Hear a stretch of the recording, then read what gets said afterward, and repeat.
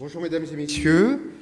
Mes remerciements vont à Sa Majesté le Roi Mohamed VI, à Monsieur le Président de la Chambre des représentants Rachid Talbi Alami, à Monsieur le Président de la Chambre des conseillers Walid El Rachid, à mon ami Guido Girardi, que je salue et que je remercie pour son invitation, président du Congrès Futuro. Je remercie très chaleureusement Madame l'ambassadrice du Maroc au Chili, mon ami Kenza El Gaili, qui m'a fait la très grande gentillesse de traduire, paraît-il, moi je n'ai pas eu les moyens de le voir, de façon admirable, ma tribune qui est parue il y a 2 semaines dans Le Monde et qui est parue dans 2 médias marocains grâce à ta traduction.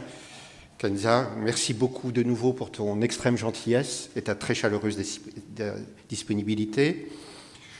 Bonjour mesdames et messieurs les députés, mesdames et messieurs les conseillers, mesdames et messieurs les académiciens, cher public.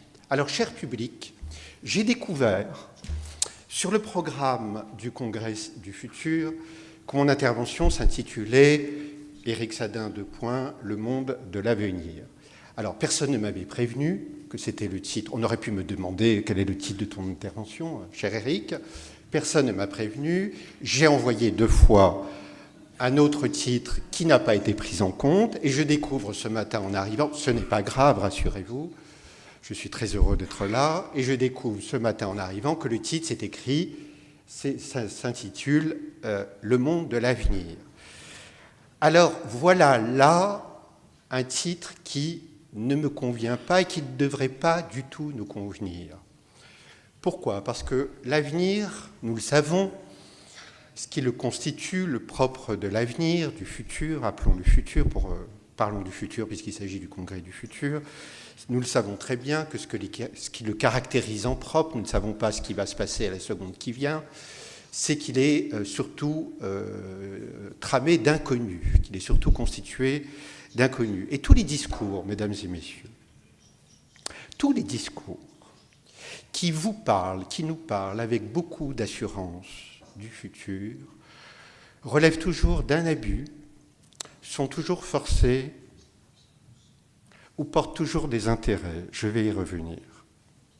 Alors, tout à l'opposé de ce titre, à propos duquel on ne m'a pas demandé mon avis, j'intitule mon intervention ce matin avec vous, mesdames et messieurs, « Savoir décrypter les signaux faibles », 2 points, un devoir politique et moral, les signaux faibles.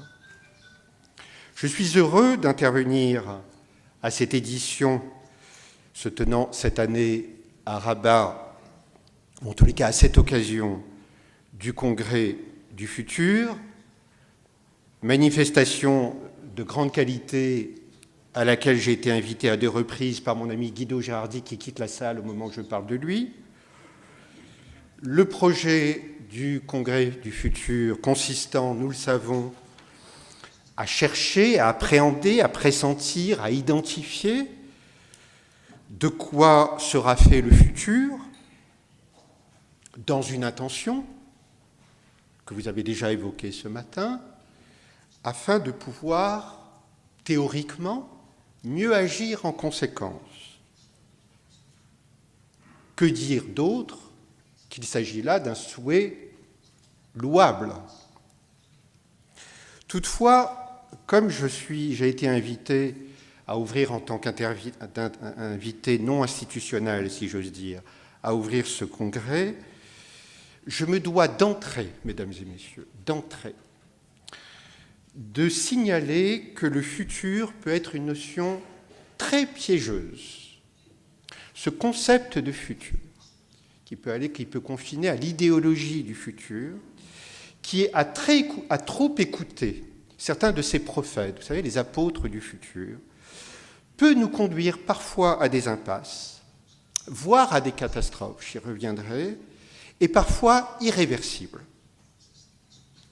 Car nous devons relever, nous parlons de futur ce matin et durant 2 jours, qu'il y a plusieurs manières, en réalité, de parler du futur. Et celles-ci ne sont pas égales, elles ne sont absolument pas égales. C'est pour ça que je propose d'entrer en quelques instants, quelques minutes, secondes presque, d'établir une brève typologie de la manière et des manières de se projeter, de nous projeter, ou de parler le futur, ou de raconter le futur.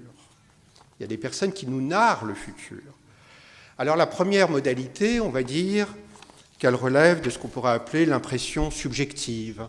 Chacun, dans les discussions, dit « moi je pense que demain, dans 1 an, dans 10 ans, il va se passer telle chose », sans aucun fondement. On va dire c'est la substance de nos vies quotidiennes, mais c'est absolument sans conséquence. Ça ne produit aucun effet. Il y a une deuxième manière de parler du futur, dont sont emparées des personnes qui en ont fait leur métier. Je veux parler des futurologues. Les futurologues qui ont fait profession de nous narrer le futur, comme s'ils venaient du futur. Vous savez, ces gens-là, ils proviennent du futur, et qui nous narrent le futur, parfois avec un aplomb sans pareil, et qui nous disent, mais vraiment avec un aplomb incroyable, comment seront les choses dans 10, 20 ans, parfois à l'année près. Je pense à Ray Kurzweil, un futurologue, qui nous dit en 2043, il va se passer telle chose. Bravo, hein, tel aplomb, et puis les gens prennent ça au sérieux. Hein. Et en général, sachez-le, mesdames et messieurs, parce que les futurologues, leur spécialité, c'est d'aller conseiller les États, les gouvernements, des institutions, sachez-le que dorénavant, il a été documenté que de nombreux futurologues ont été appointés par des grandes entreprises en vue de vendre leur vision du futur ou leur récit du futur. Alors il y a aussi, vous savez, j'ai vu hier dans des agences de conférences, il y a les conférenciers, entre guillemets, visionnaires. C'est-à-dire, ils vous racontent la vision du monde. On ne sait pas d'où ils viennent, on ne sait pas au nom de quoi. Alors qu'on le redit, le futur, le propre du futur, c'est l'inconnu. Il y a des tendances qu'on peut dessiner, certes, mais elles n'ont aucune valeur de vérité, aucune.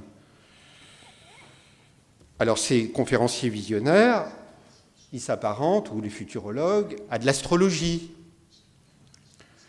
Et comme je dis souvent, quand je vois des amis ou des membres de ma famille lire l'horoscope le 1er janvier, je leur dis souvent, mais c'est une erreur, il ne faut pas lire l'horoscope le 1er janvier, il faut le lire le 31 décembre de l'année qui s'est terminée, pour voir si ce qui est écrit, c'était pertinent ou non. L'horoscope, il ne faut jamais le lire le 1er janvier. Bah, comment ça ? Il faut le lire le 31 décembre.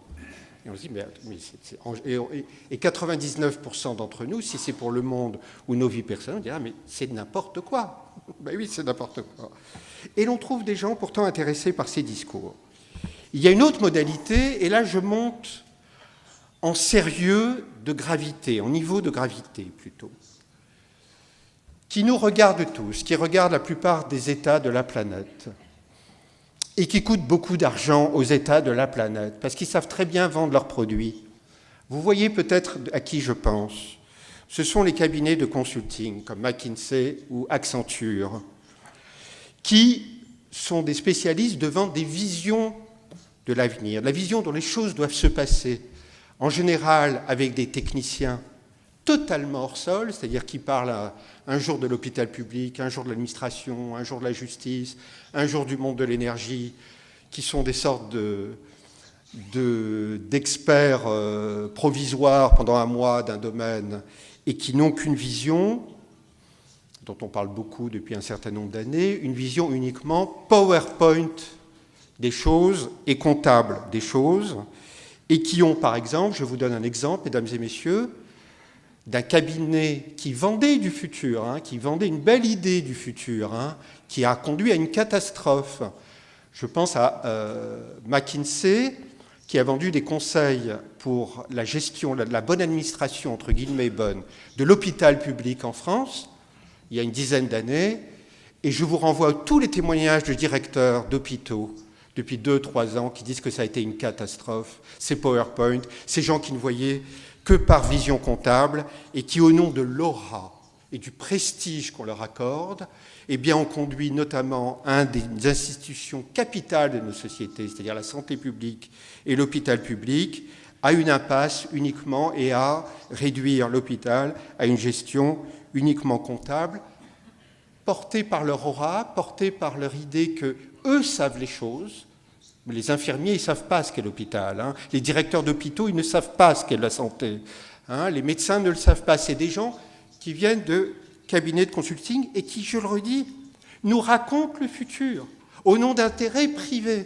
Parce que ce qui doit être relevé, mesdames et messieurs, je ne sais pas si l'État et le gouvernement marocain fait appel à des cabinets de consulting, mais il a été aussi documenté, et ça va dans certains pays au pénal, que ces mêmes cabinets de consulting étaient de mèche avec des entreprises privées en vue de vendre des solutions.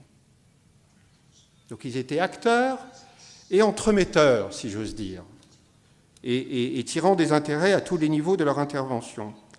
Et cela donc est produit de très nombreuses conséquences en tant que vision du futur. Il y a une autre modalité, c'est ce que j'appelle les grandes messes. Les grandes messes souvent propagandistes. En général, c'est des corporations. Et il y en a eu beaucoup, mesdames et messieurs, depuis une vingtaine d'années, des grandes messes, particulièrement soutenues par le monde de la technologie et des technologies numériques, souvent par corporations, le monde de l'éducation, le futur de l'éducation, l'EdTech ou le futur de l'administration ou le futur de la logistique, qui, en général, sont structurés de façon tellement identique que c'est repérable. Il y a quelques philosophes qui se prétendent philosophes ou penseurs de chaque domaine qui racontent un peu les avantages, l'état des lieux et les avantages que vont tirer de la technologisation à outrance de leur domaine. Et puis il y a des entreprises, des ingénieurs qui vendent leurs produits, qui vendent leur vision du monde. Et en général, ces messes, il y a une salle de conférence comme celle-ci, et puis il y a un salon d'exposition. Ça dit beaucoup sur la vision qui est à l'œuvre.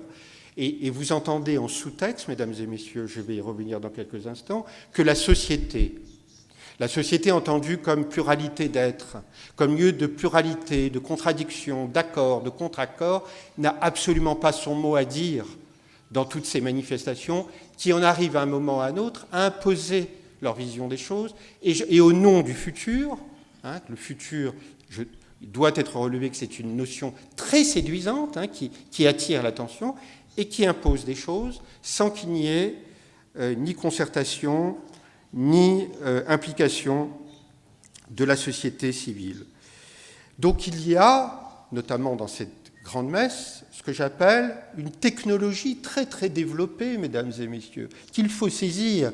Moi, si je viens aujourd'hui en tant que philosophe, je n'ai rien à vendre, je ne défends que des principes que je juge primordiaux, et je défends des analyses, enfin je viens présenter des analyses. Et il y a une très très puissante, très habile, très sophistiquée, au cours de ces messes, de ce que j'appelle et de ce que nous devons appeler technologie de la persuasion. Technologie de la persuasion.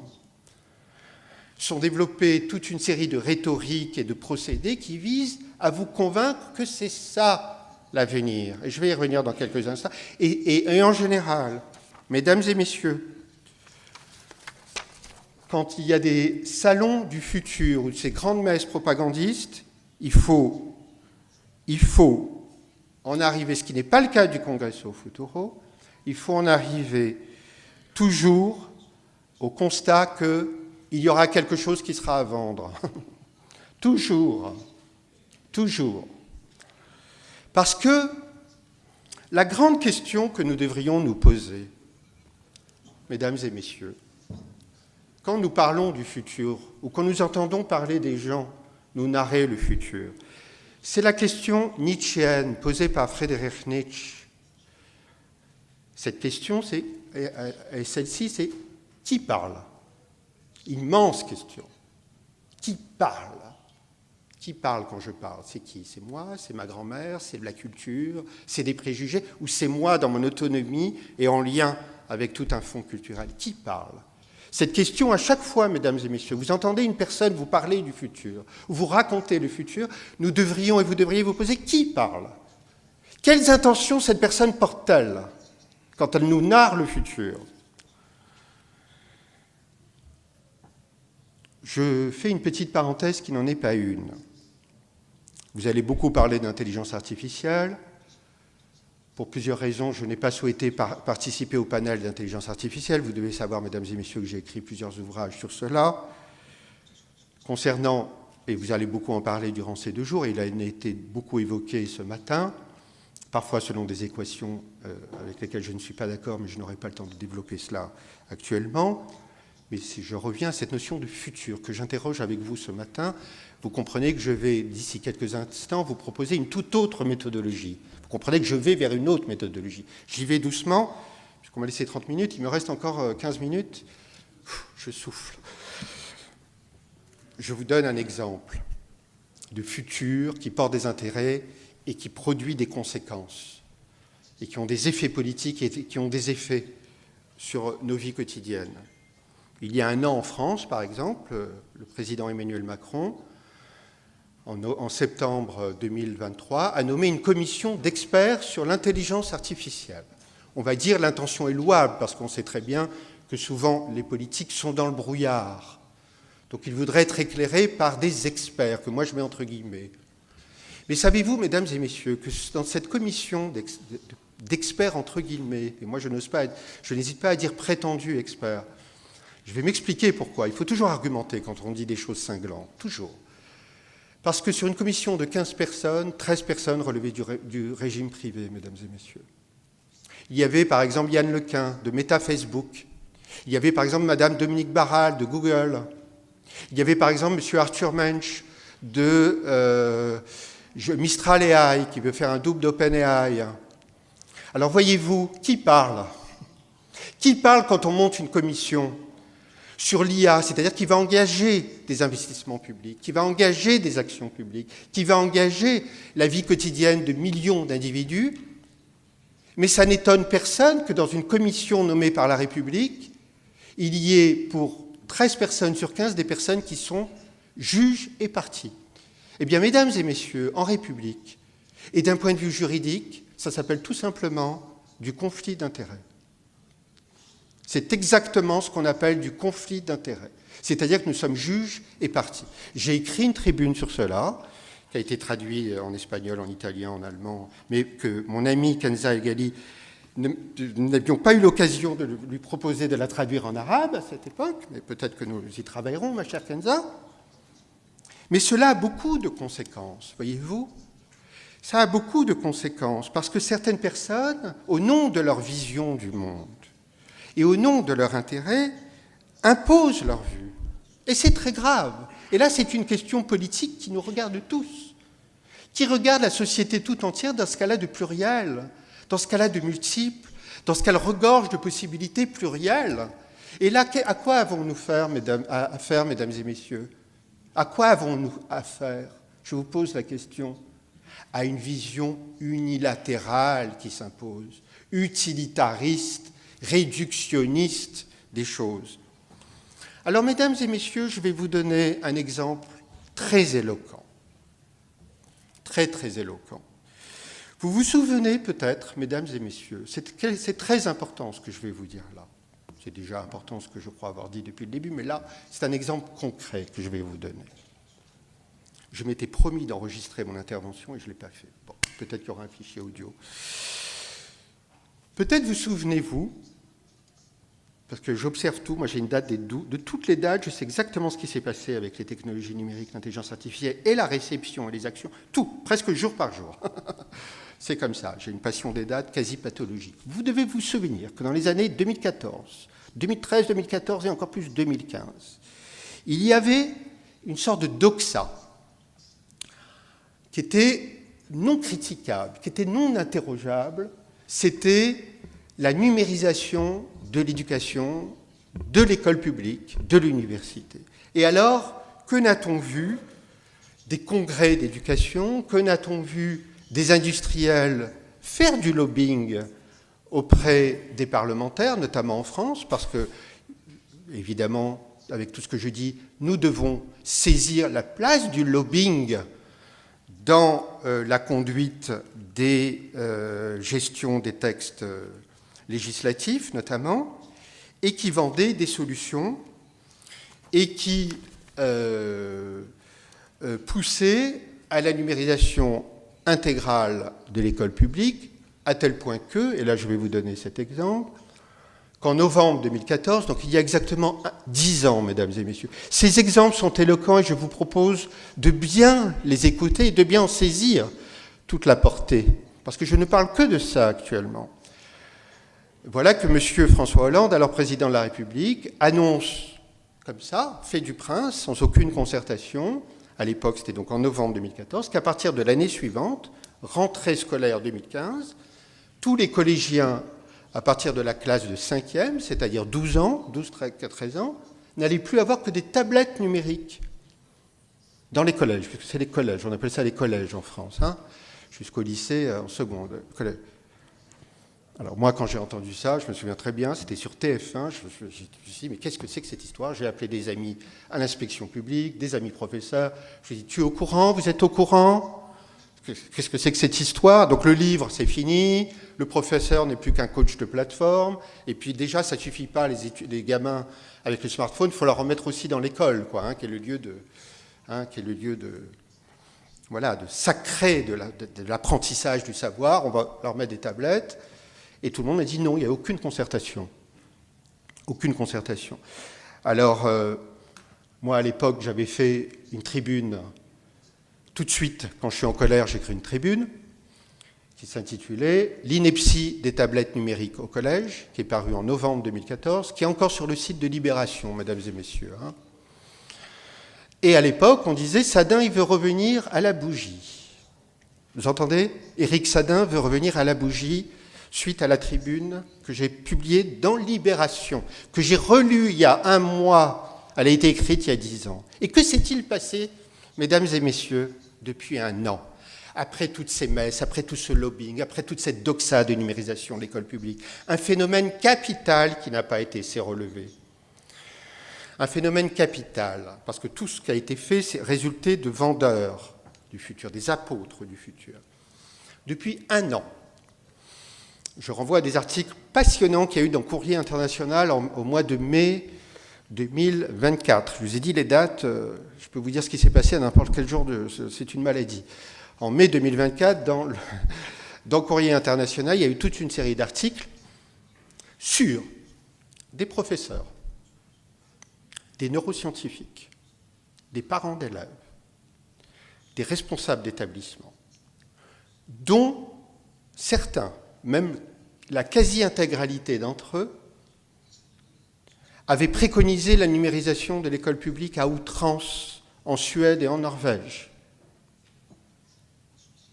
Et qu'ont-ils dit à partir de mai 2024? Ils ont dit on a eu tout faux. On a agi par précipitation. Nous n'aurions pas dû. C'était une erreur d'avoir abandonné l'usage de l'écriture manuscrite, dont on sait qu'elle stimule des zones cérébrales absolument spécifiques, l'écriture manuscrite.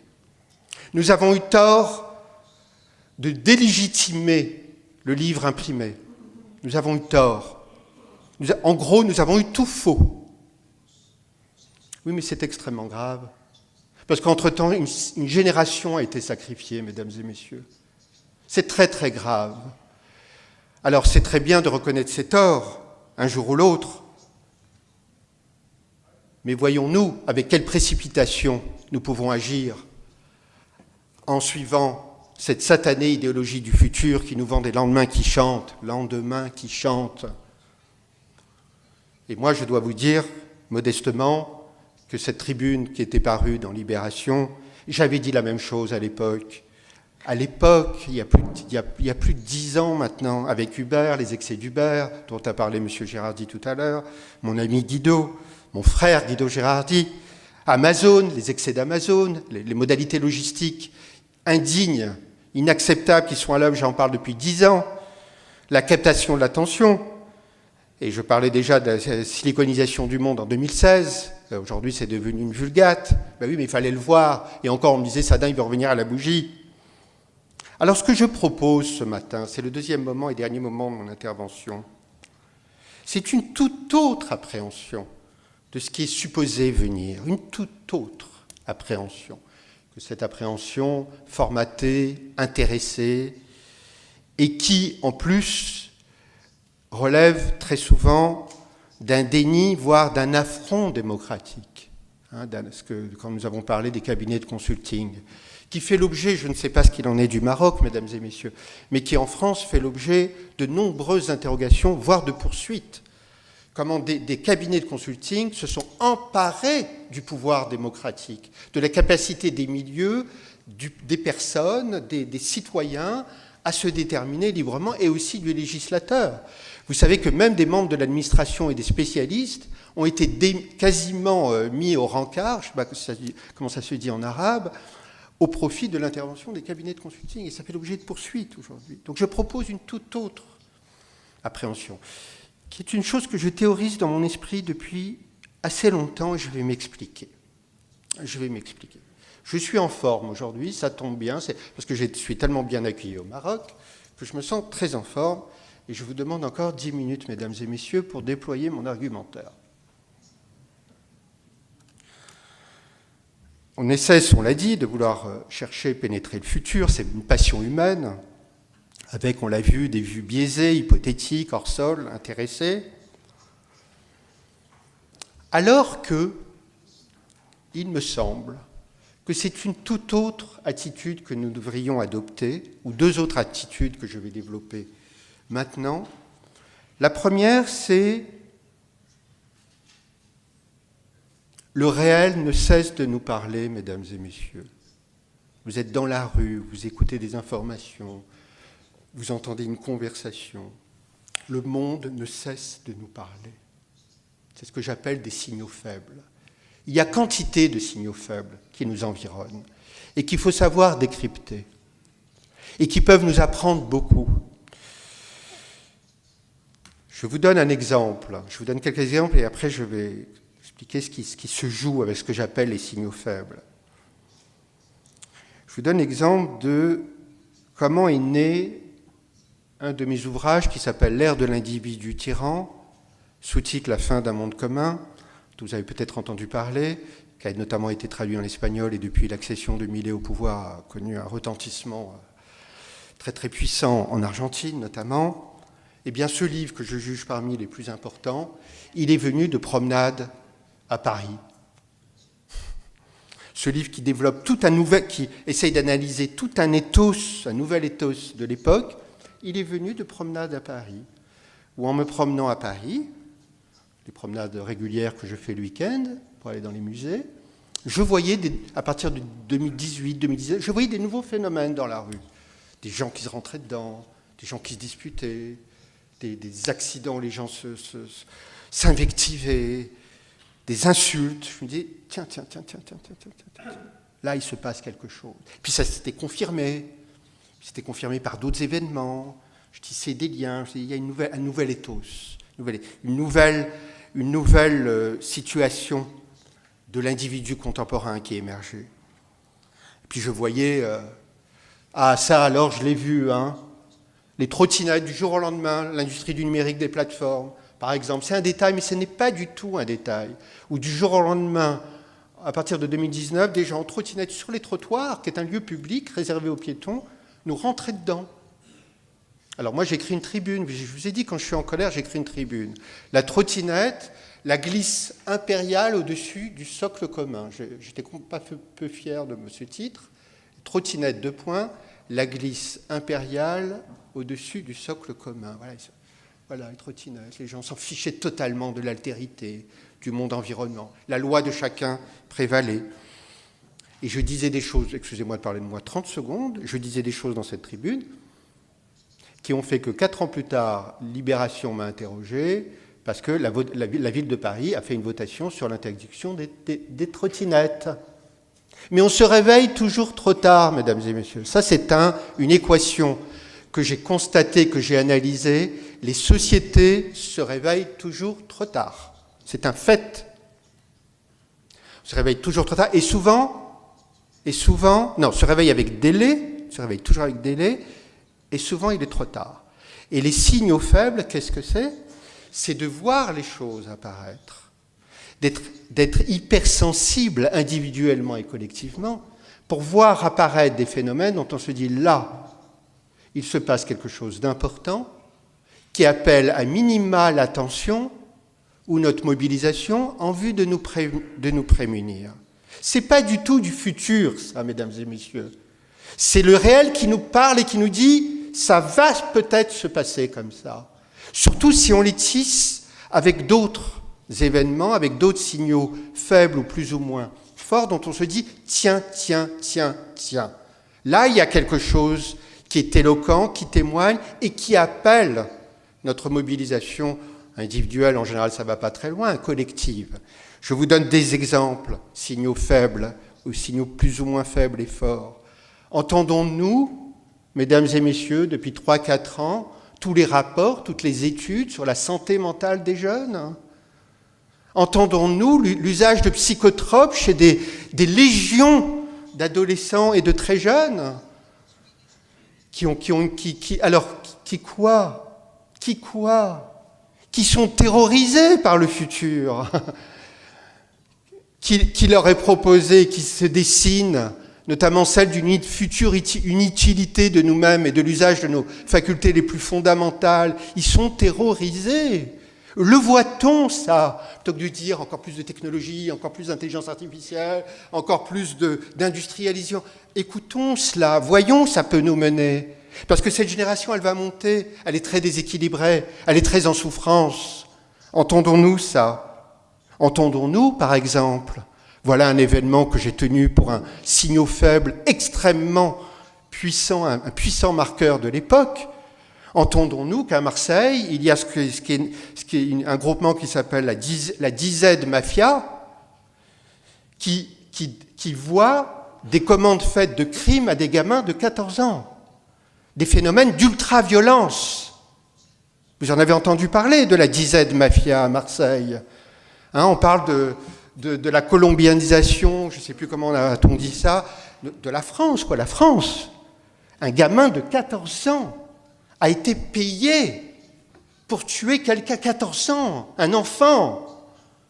Ce n'est pas qu'un détail, mesdames et messieurs, c'est un puissant marqueur de l'époque, de l'ultra-violence qui peut-être revient et qui appellerait à nous mobiliser et à intervenir. Et là, les vendeurs du futur, ils ne sont pas là. Ils n'ont pas à être là, ils n'ont pas leur place même. Est-ce qu'on enregistre ce que je dis là? Je ne sais pas. Tu enregistres, Kenza? Bon, très bien, parce que je vais la garder, cette intervention. Je vais la garder. Est-ce que les vendeurs du futur vous parlent de cet enfant de 14 ans qui a été payé 5 000 € pour tuer quelqu'un en France, au lieu d'être à l'école? L'ultra-violence. Mais entendons-nous ici, à l'opposé, des étudiants de grandes écoles qui, au moment des remises des diplômes, disent tout ce qu'on a appris, l'utilitarisme qu'on a appris dans les écoles d'agronomie, les écoles d'ingénieurs, eh bien on ne veut plus faire ça. Vous vous souvenez de ces interventions d'étudiants qu'il y a eu à quelques années? Voilà un marqueur. Voilà un marqueur d'aspiration pour autre chose, pour d'autres modes de vie, pour un autre exercice de ces capacités d'ingénieurs qui ont été manifestées par ces jeunes. Alors, moi je crois, mesdames et messieurs, que saisir tous ces signaux faibles, c'est nous donner les moyens, aussi bien d'un point de vue de menace que de signal d'envie d'autre chose, si c'est vertueux, de pouvoir soit nous en prémunir, soit de les accompagner. Parce que qu'a-t-on fait de ces jeunes étudiants qui disent « nous, on arrête tout » ? C'est très intéressant. C'est ce que j'appelle des marqueurs du temps. Qu'est-ce qu'on en a fait de ces jeunes? Qu'est-ce qu'on en a fait? Je vous pose la question, mesdames et messieurs. Vous voulez la réponse? On n'en a rien fait. On les a laissés monter de la permaculture dans la Creuse ou dans je ne sais quelle compagnie. On les a laissés totalement abandonnés à leur sort, alors qu'on devrait pouvoir les accompagner, ce que je vais expliquer dans 5 minutes. Je pense au groupement actuel qui s'appelle Scientifiques en rébellion, qui est très intéressant, qui a fait une tribune dans Le Monde signée par 1000 scientifiques, qui avaient envie d'autre chose. Je parle de signaux faibles, mais je crois aussi, quand on parle de idéologie du futur, le contrepoint que je signale ce matin, il y a aussi ce que j'appelle une politique du témoignage, une politique du témoignage. Parce que qu'est-ce que c'est ce que j'appelle une politique du témoignage ? C'est qu'on écoute trop les personnes qui nous vendent des solutions. Trop. Vous savez, quand on parle d'intelligence artificielle, notamment en France et ailleurs, on interroge principalement les entrepreneurs et les ingénieurs, donc ils portent des intérêts. Moi, je crois qu'il faut faire parler, mais au-delà des technologies, mais aussi avec les technologies d'intelligence artificielle, mais dans d'autres champs, ceux qui en subissent les effets. Allons interroger maintenant, l'heure est d'aller interroger celles et ceux qui subissent les effets de la technologisation à outrance de la société et de l'automatisation sans cesse croissante des affaires humaines. Menons l'enquête. Alors il y a un philosophe, un grand philosophe de l'analyse des processus démocratiques. Je pense à John Dewey, le philosophe américain que vous connaissez probablement, qui a théorisé la remise en question perpétuelle et le fait de chercher à savoir comment on peut impliquer le plus largement les membres de la société, ce qui va nous conduire à l'obscurité totale, de continuer à mépriser les aspirations des personnes et à faire comme si seulement quelques décisionnaires imposent leur vue. Il parlait du travail de l'enquête John Dewey. Menons l'enquête, invitons à faire parler ceux qui, par exemple, dans l'excès de numérisation qui est à l'œuvre depuis une vingtaine d'années, faisons parler les professeurs, justement, qu'on n'a pas assez écouté, on a trop écouté les gens de Microsoft nous vendent les solutions.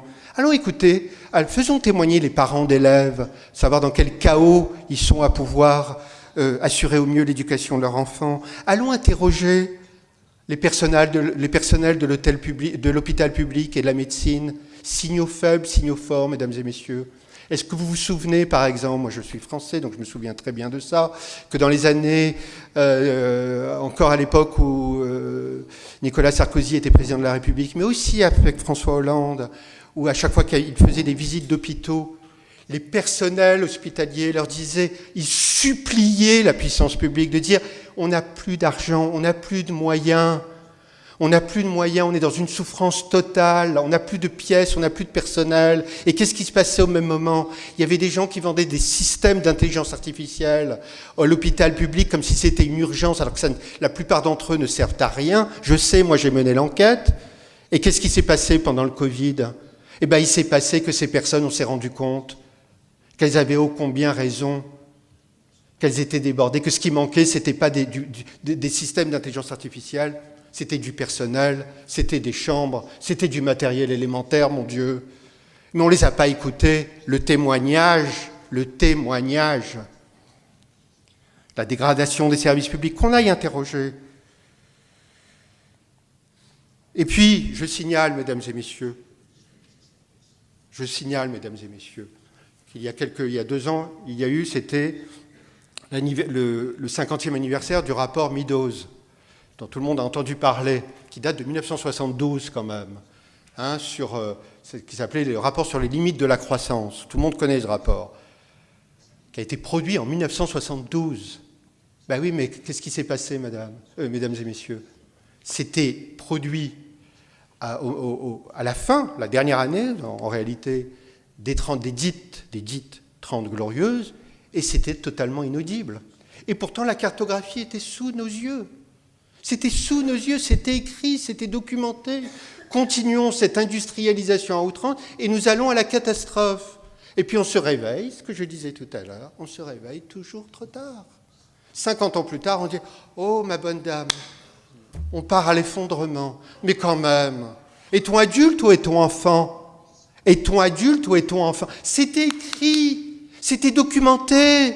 Nous le voyons, on voyait les fumées d'usines, on voyait les pesticides, on voyait des dégradations sur les corps, sur les produits. Je pense aux poissons au Japon, vous vous souvenez peut-être ça, de mercure. Il y avait quantité de signaux. Qu'est-ce qui s'est passé? Comme on dit en espagnol? Nada. On dit comme ça, Guido? Nada. Nada. Mais ça, c'est coupable. C'est une faute. Et qu'est-ce qui se passe? On se réveille avec délai. Toujours trop tard. Et on dit maintenant la maison brûle. Ah ben ouais, mais c'est pas ça la responsabilité. La responsabilité, c'est pas de se réveiller au moment où la maison brûle.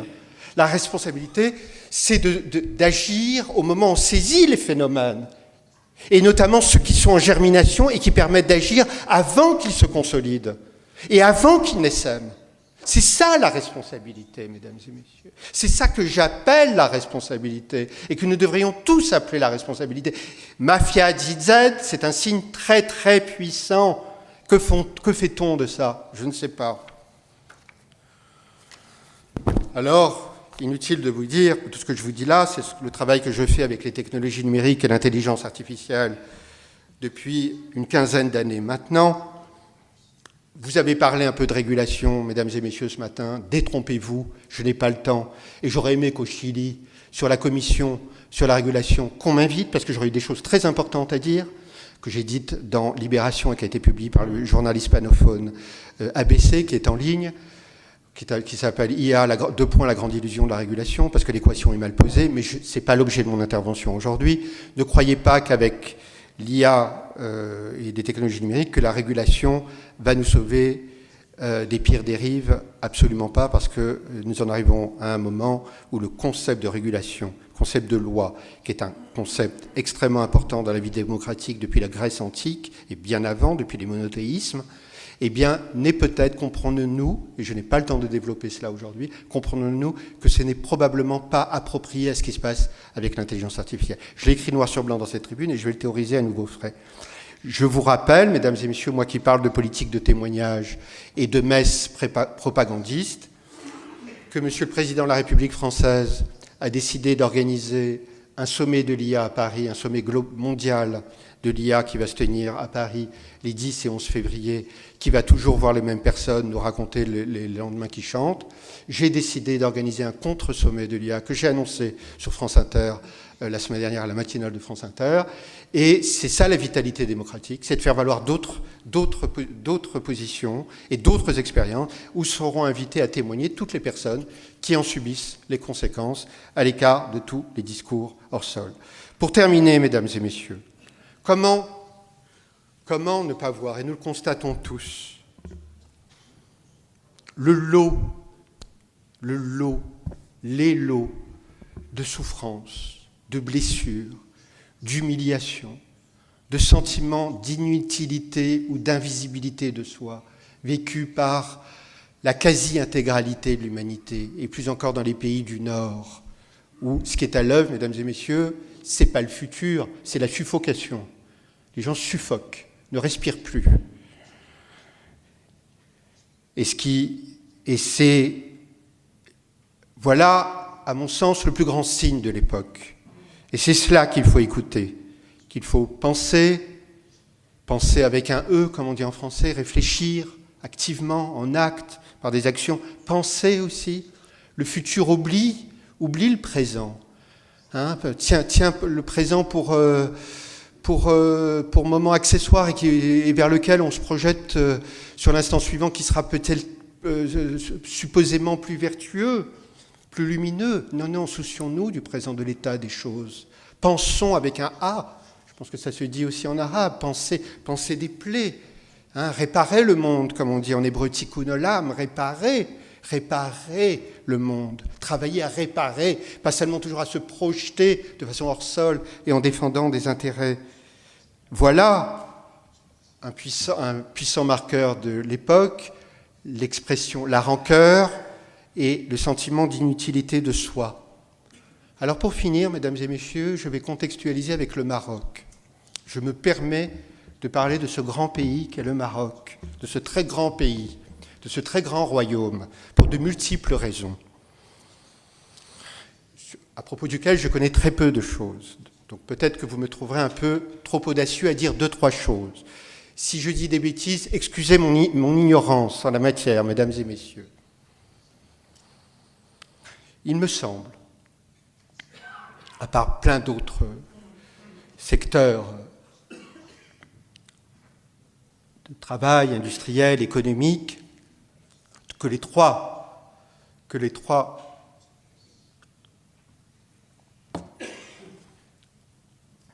grandes ressources, j'ai envie de dire nobles, du Maroc, c'est l'artisanat, l'immense, grandiose artisanat marocain, c'est le monde agricole et agroalimentaire, et c'est le tourisme.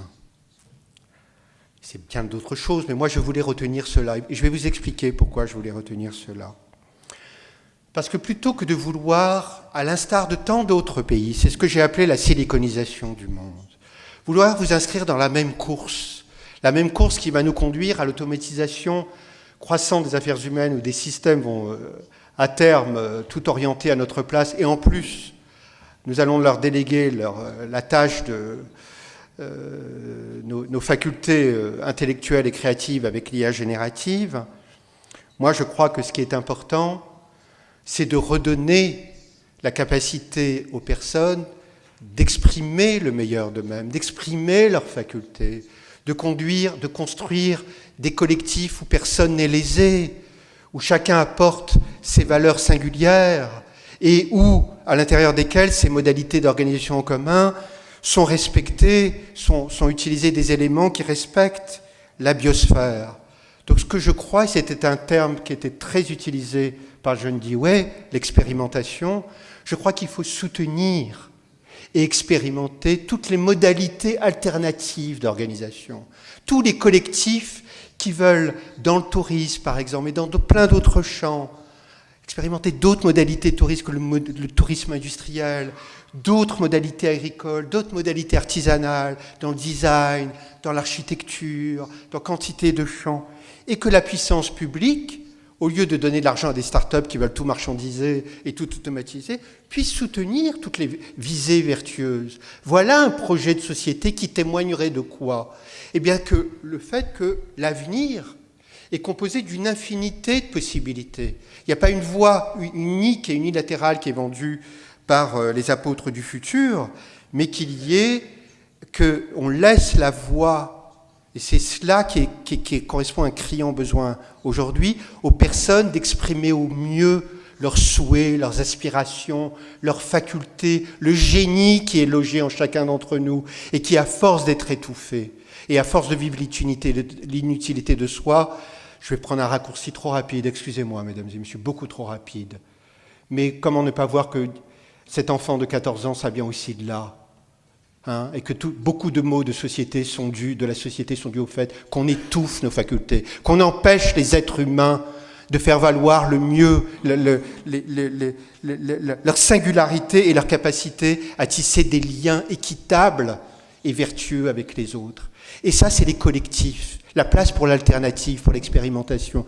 Et je pense que le Maroc, avec sa tradition artisanale, avec ses traditions agricoles, avec ce qu'on voit avec la culture de l'argan, de l'huile d'argan avec les femmes, les collectifs de femmes par exemple. Arrêtez-moi si je dis une bêtise, où elles se sont réappropriées leur existence, où elles ont construit quelque chose, elles se sentent utiles, elles trouvent à gagner leur vie. Je pense que c'est ça qu'il faudrait favoriser. Entre autres, entendez bien que je ne le décris nullement comme une voie unique, mais au contraire comme une des voies qu'il faudrait explorer.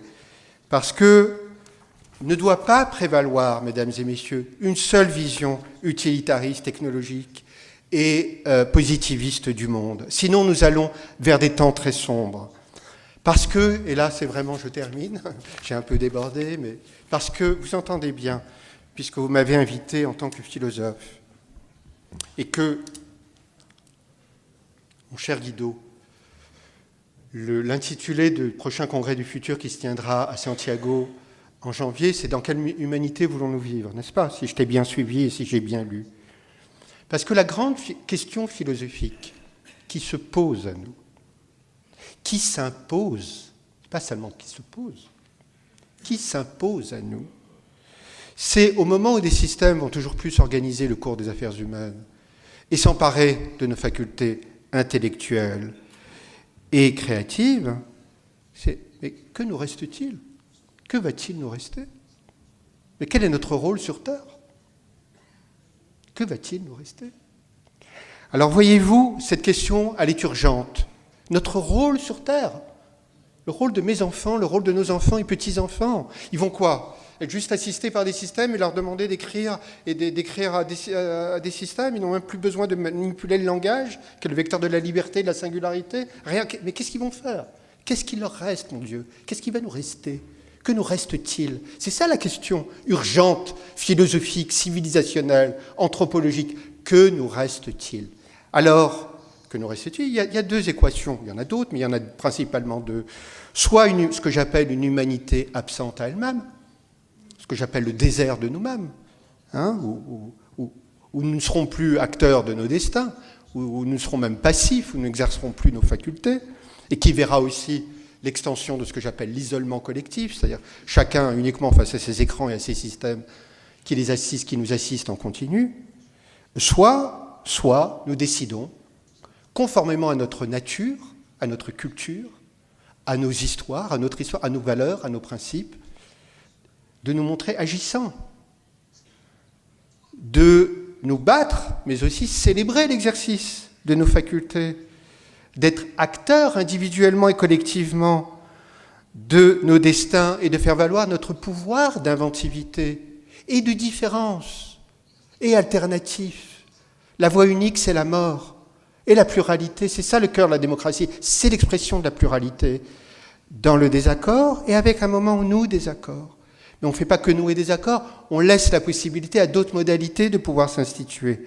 Et ma dernière phrase sera le futur, puisque nous sommes dans le Congrès du futur, première édition à Rabat, au Maroc, en Afrique. Le futur ne doit pas seulement être une description et soumis à nos vues et à nos souhaits, ce qui en général tourne toujours très mal, parce qu'on ne soumet pas l'avenir à nos souhaits. Mais avant tout, le futur, si on peut dire quelque chose de lui ou attendre quelque chose de lui, c'est qu'avant tout, avant cela, d'un point de vue méthodologique, il appelle à mobiliser nos principes fondamentaux intangibles, que je vais dire en quelques mots, le respect de la liberté humaine, de l'intégrité, de la dignité, de la créativité, de la sociabilité. Voilà, c'est ça pour moi ce que j'appelle les 5 valeurs fondamentales. Liberté, intégrité, dignité, créativité. Est-ce qu'on célèbre, on défend la créativité? Et sociabilité, le besoin d'être ensemble, dont on a tellement souffert, dont l'absence, nous avons tellement souffert d'être ensemble.